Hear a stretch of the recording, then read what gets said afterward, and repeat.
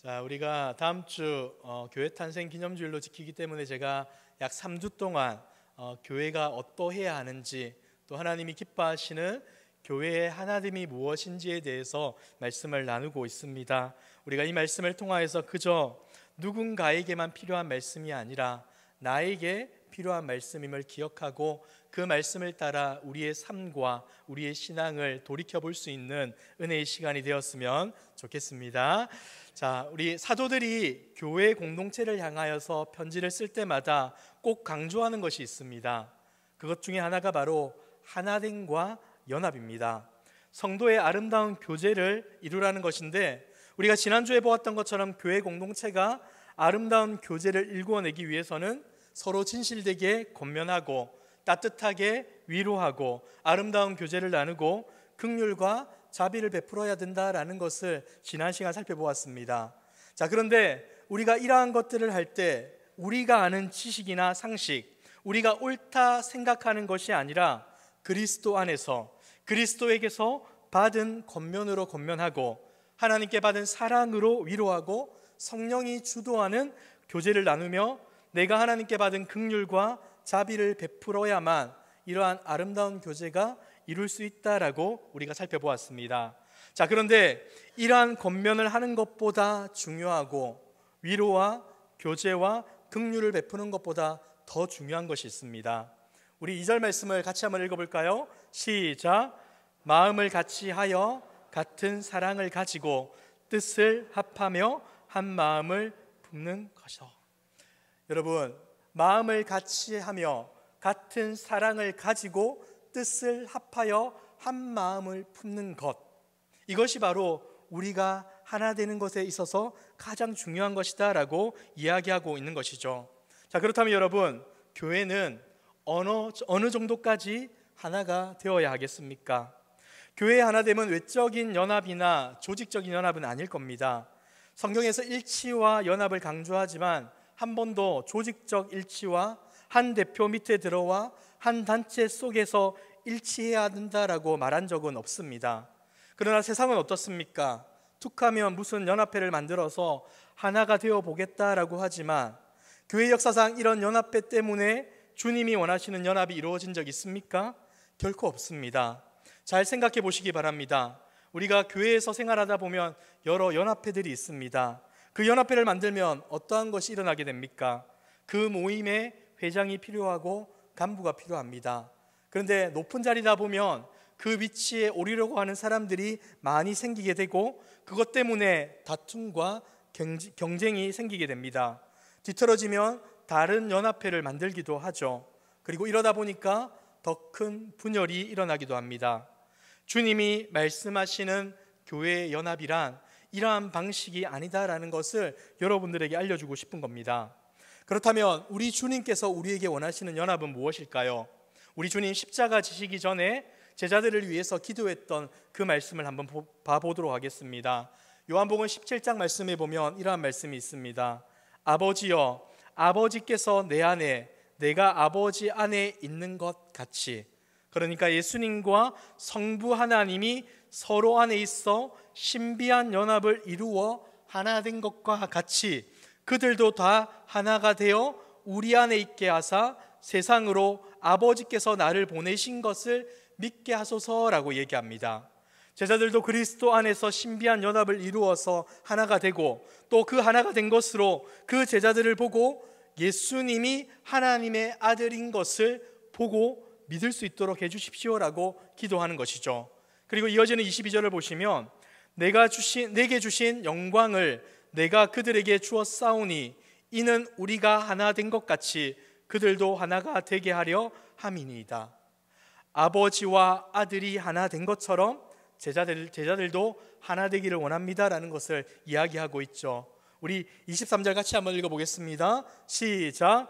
곧 내가 그들 안에 있고 아버지께서 내 안에 계시어 그들로 온전함을 이루어 하나가 되게 하려 함은 아버지께서 나를 보내신 것과 또 나를 사랑하심 같이 그들도 사랑하신 것을 세상으로 알게 하려 함이로소이다. 아멘.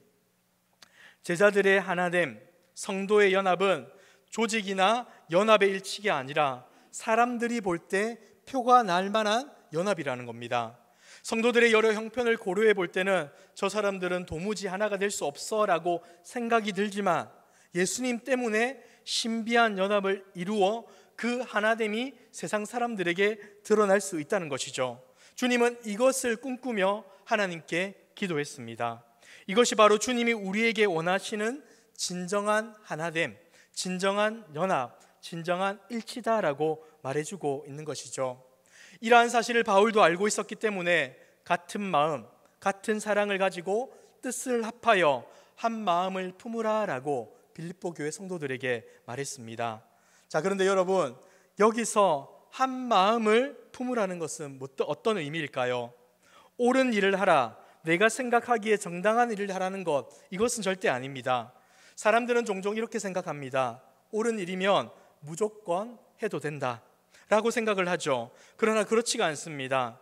여러분, 잘 생각해 보시면 공동체에서 무슨 문제가 발생하는 것은 옳은 말을 해줄 사람이 부족해서가 아닙니다. 그러한 사람이 없어서가 아닙니다. 자기만 옳다라고 말하는 사람이 많기 때문 아닙니까? 교회 내에서 벌어지는 분쟁이나 다툼을 생각해 보시면 옳은 것을 주장하는 사람과 거짓을 주장하는 사람 사이의 싸움이 아니라 모두 옳다고 말하기에 싸움이 일어나게 됩니다.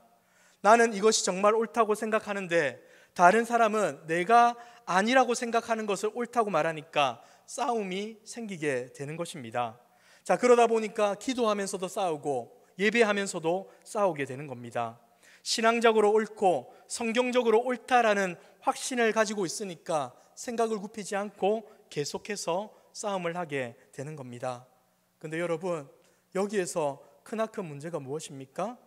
나와 생각이 다른 사람도 같은 성도요, 그 사람도 같이 예수님을 사랑하고 그 예수님을 믿는 존재라는 것을 우리가 잊고 있다는 것, 그것이 문제이지 않겠습니까? 누가 생각해도 말도 안 되는 상황은 황당한 의견을 제시하면 그것은 문제가 크게 되지 않습니다.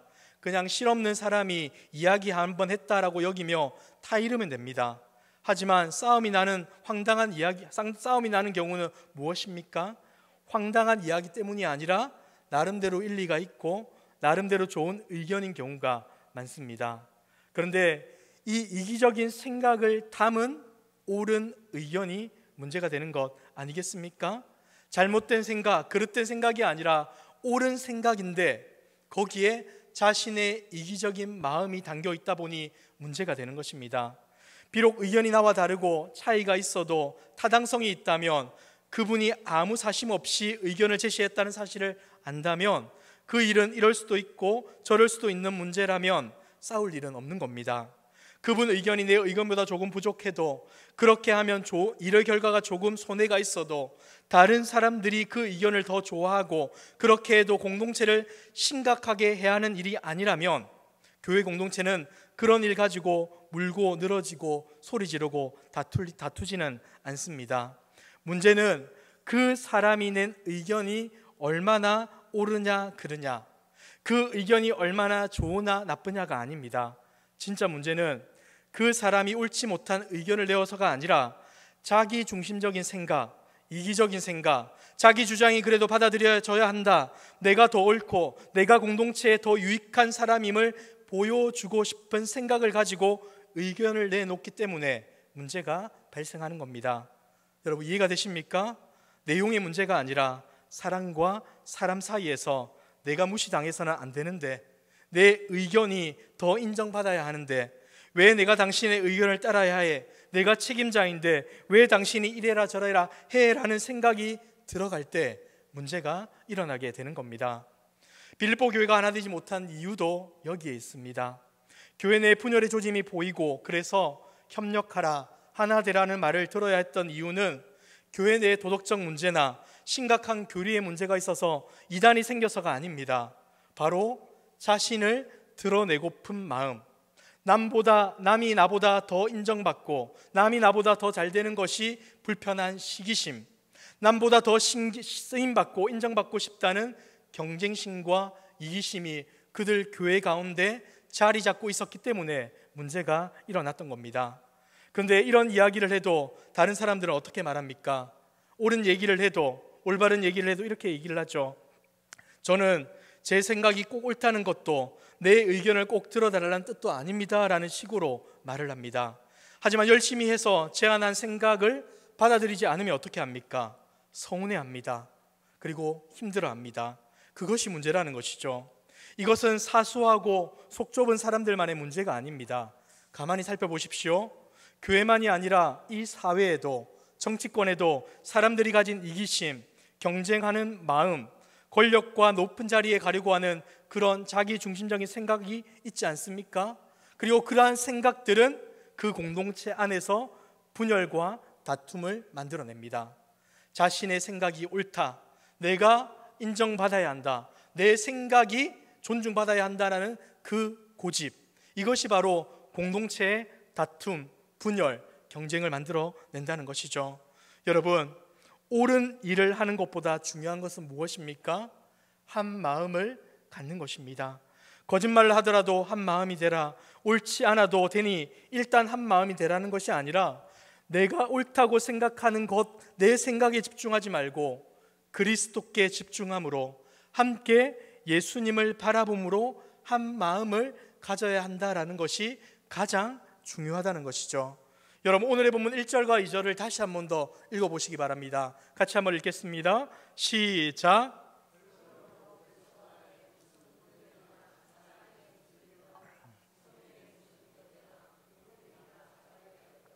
마음을 같이하여 같은 사랑을 가지고 뜻을 합하여 한 마음을 품어. 우리가 어떤 훌륭한 신앙적 겉면이나 충고와 지적을 하더라도, 아무리 내가 사랑해서 하는 위로의 말이라도, 내 나름대로 성령 충만하여 하는 교제라도 같은 마음, 같은 사랑, 한 뜻, 한 마음을 품는 것이 우선시되지 않으면 그 어떤 것도 소용이 없다라고 말해주고 있는 것이죠. 무슨 일이 있어도 하나 되는 것을 깨뜨려서는 안 된다는 것입니다. 그런데 여기서 우리가 마음을 같이 한다, 한 마음을 갖는다는 것은 우리끼리의 진심이 통했다는 뜻이 아닙니다.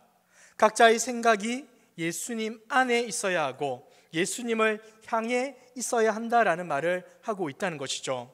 그러니까 오늘 말씀대로 한다면 겉면보다 중요한 것은 그리스도 안에서 겉면하는 것이고, 위로보다 중요한 것은 그리스도의 사랑으로 위로해야 한다는 겁니다.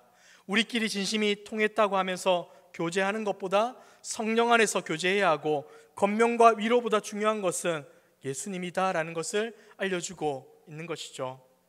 예수님 없이 교제하고 겉면하고 위로하고 긍휼과 자비를 베푼다면 그것은 아무 유익이 없다라는 것을 우리에게 알려주고 있습니다. 여러분, 우리에게 필요한 본질은 예수 그리스도다라는 것을 알려주고 있는 것이죠. 자, 그런데 교회 예수 밖에서 예수와 연합하지 않은 자가 예수와 상관없이 자기 인격으로 하는 위로, 교제, 긍휼, 자비, 겉면은 결코 참된 공동체와 참된 하나됨을 만들어낼 수 없다는 것, 이것이 바로 말씀의 핵심입니다. 예수 그리스도에게 집중하지 않고 예수 그리스도의 마음을 품지 못한 상태에서 우리가 가진 생각과 인격을 가지고 아무리 사랑하고 위로하고 격려하고 겉면하고 친밀한 교제를 나눈다 하더라도 우리가 가진 죄된 본성 때문에 결국 분열과 다툼이 일어날 수밖에 없다라는 것이 오늘의 본문이 우리에게 전해주고 있는 메시지입니다. 그러므로 마음을 같이하고 같은 사랑을 가지고 뜻을 합하고 한 마음을 품으라는 것은 다양한 사람들끼리 공통분모를 찾아 조율하고 그래서 서로 자기를 죽여가며 하나됨을 이루라는 것이 결코 아닙니다. 한 마음이 되자는 것은 우리 모두가 함께 그리스도를 경외하고 그리스도를 바라보며 그리스도를 닮아 남을 나보다 낮게 여기고 다른 사람을 소중히 여기고 생각하고 겸손하게 계시며 주님을 따라 끝까지 사랑해야 한다라고 알려주고 있습니다. 중요한 것은 한 성령 안에서 그리스도 안에서 하나 되는 것이 필요하다라는 것을 알려주고 있는 것이죠. 기독교 신앙의 본질은 옳은 것이 아닙니다. 옳은 것 위에 우리의 신앙이 세워지는 것이 아니라 은혜 위에 세워져야 한다는 것이죠. 왜냐하면 하나님이 우리에게 베풀어 주신 이 구원이 은혜 위에 주어졌기 때문입니다. 그런데 여러분, 우리 자신에게 솔직히 한번 질문해 봅시다. 과연 인간에게 한 마음이 있습니까? 인간들끼리 모여 한 마음을 갖는 것이 가능합니까? 자기도 자기 마음을 잘 모르고 하루에도 몇 번씩 변하는 것이 우리의 마음이지 않습니까? 그런데 그런 사람들이 모여서 한 마음을 갖는다는 것, 이것은 사실 불가능한 일입니다. 공동의 적이 있고 공동의 유익이 있을 때 잠깐 같은 편이 될 수는 있겠지만 결국 금방 와해되는 것이 인간의 마음입니다. 그러므로 성도가 하나 될 수 있는 유일한 길은 누구에게 있습니까? 예수 그리스도밖에 없다는 것이죠. 교회 공동체가 원래 모이게 되었던 유일한 이유는 성도를 가족으로 묶어 주셨던 유일하고도 근본적인 이유는 예수님입니다. 예수님을 믿음으로 한 성도가 되었고 예수님을 믿었기에 우리가 함께 이 자리에 모여 하나님을 예배할 수 있게 된 것입니다. 그 외에 우리를 하나 되게 할 이유가 없는 것이죠. 그러므로 우리 모두가 함께 예수님을 바라볼 때, 예수님께 우리의 시선을 고정할 때 우리는 하나 될 수가 있습니다. 우리 히브리서 3장 1절 말씀을 같이 한번 읽어볼까요? 시작. 그러므로 함께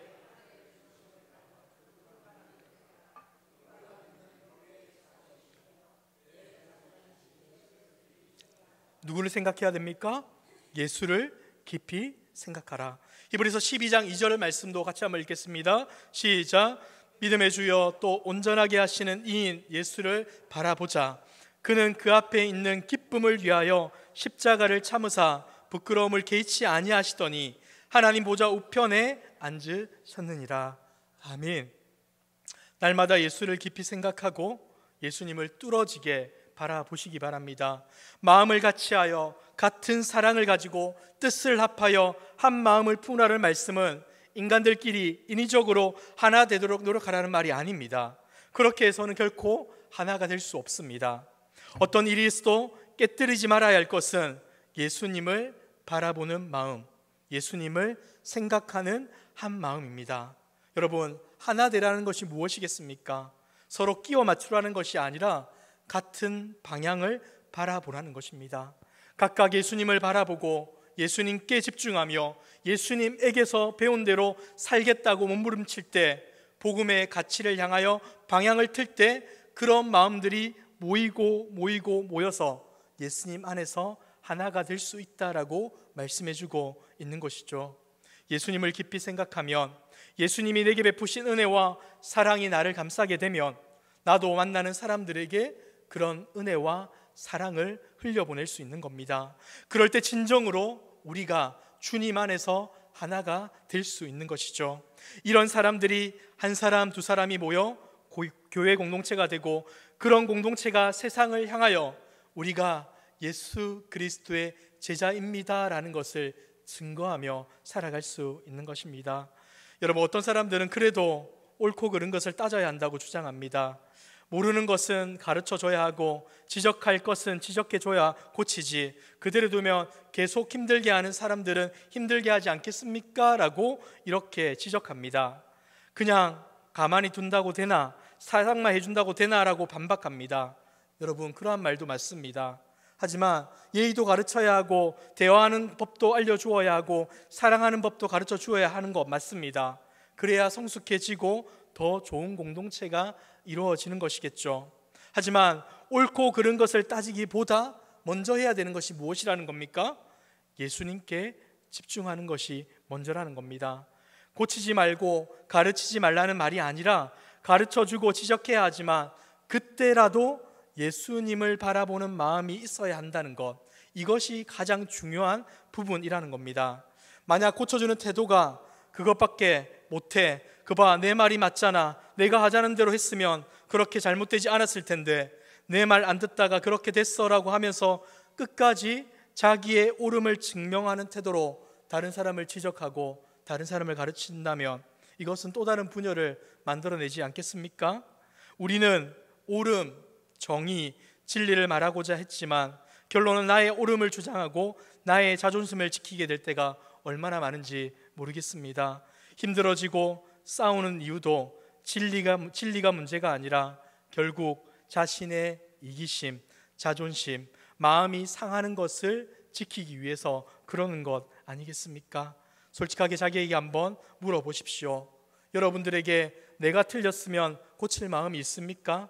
혹 자녀나 후배에게, 지기 싫은 사람에게 이런저런 훈계를 하다가 내가 잘못된 것을 직시했을 때 미안합니다라고 잘못을 반성하고 솔직하게 실수를 인정한 적 많이 있으십니까? 아니면 자신의 잘못을 알고 있음에도 불구하고 마치 틀리지 않은 것처럼 자신을 변호하고 자신을 포장한 적이 더 많으십니까? 틀려도 내버려둬라, 아무 말 하지 말고 그냥 가자는 것이 아닙니다. 틀린 거 고쳐주는 것보다 더 중요한 것은, 내가 옳다고 말하는 것보다 더 중요한 것은 예수님을 바라보고 있느냐라는 것, 이것이 더 중요하다는 겁니다. 나는 예수님을 바라보고 있지 않으면서, 십자가의 사랑과 은혜가 나를 덮고 있지 않으면서 나는 재판장이 되어 다른 사람을 판단하고 정죄하고 있다면 그것은 진짜 큰 문제가 우리 가운데 일어나고 있다는 것을 기억해야 할 것입니다. 여러분, 기독교는 오름이 아니라 은혜 위에 서 있어야 합니다. 로마서 3장을 말씀을 한번 보시면 이러한 말씀이 있습니다. 같이 한번 읽어볼까요? 시작. 그러므로 율법의 행위로 그의 앞에 의롭다 하심을 얻을 육체가 없나니 이제는 율법 외에 하나님의 의가 나타났으니 율법과 선지자들에게 증거를 받은 것이라. 곧 예수 그리스도를 믿음으로 말미암아 모든 믿는 자에게 미치는 하나님의 의니 차별이 없느니라. 아멘. 여러분, 뭐라고 합니까? 우리의 육체의 행위로는 의롭다 하심을 얻을 육체가 없다라고 얘기합니다. 우리가 아무리 발버둥 치고 열심히 수고하고 노력하여도 하나님의 그 의로움의 기준에 도달할 수 있는 자가 없다라고 말씀해 줍니다. 여러분, 우리가 의롭다 여김을 받을 수 있는 이유는 뭐 때문입니까? 예수님의 의, 예수님의 십자가의 의가 우리에게 주어졌기 때문에, 은혜로 그 예수 그리스도를 우리가 믿음으로 그 의를 우리가 받게 되었고, 그 의로 말미암아 하나님이 우리를 의롭다 여겨주시는 것 아니겠습니까? 저와 여러분이 잘났기 때문이 아니라, 저와 여러분이 옆에 있는 사람보다 좀 더 낫기 때문이 아니라, 하나님이 예수 그리스도를 통하여서 우리에게 의를 주셨기 때문에 우리는 의롭다함을 받은 것입니다. 사랑하는 성도 여러분, 우리가 의로울 수 있는 이유도 예수 때문이고, 우리가 한 마음이 되어 하나가 될 수 있는 이유도 예수 그리스도 때문인 것입니다. 우리가 하나 될 수 있는 유일한 길은 이 예수를 바라보며 그가 베풀어 주신 은혜 위에 서는 것밖에 없는 겁니다. 그러므로 마음을 같은 사랑을 가지고 뜻을 합하여 한 마음을 품어라는 말은, 사람들의 생각을 다 내어놓고 그 중에 옳은 것 골라내어 공통분모를 찾고 서로 맞을 수 있는 것을 확인해서 그들끼리 서로 묶어서 하나가 되자는 것이 결코 아닙니다. 우리 고향이 같네요.